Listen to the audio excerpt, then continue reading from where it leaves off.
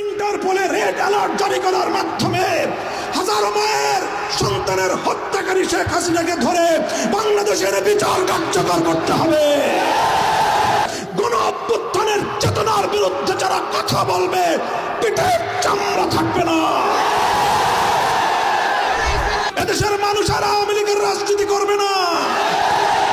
আওয়ামী লীগের রাজনীতি মানুষকে হত্যার রাজনীতি, আওয়ামী লীগের রাজনীতি লুটপাট আর দুর্নীতির রাজনীতি, আওয়ামী লীগের রাজনীতি সাম্প্রদায়িক উস্কানি দিয়ে সাম্প্রদায়িক সংঘাত তৈরি করবার রাজনীতি, আওয়ামী লীগের রাজনীতি গুম আর খুনের রাজনীতি, আওয়ামী লীগের রাজনীতি আমার তাকড়া তাকড়া যুবক সন্তানদেরকে মায়ের বুক থেকে কেড়ে নিয়ে গুমের রাজত্ব কায়েম করবার রাজনীতি।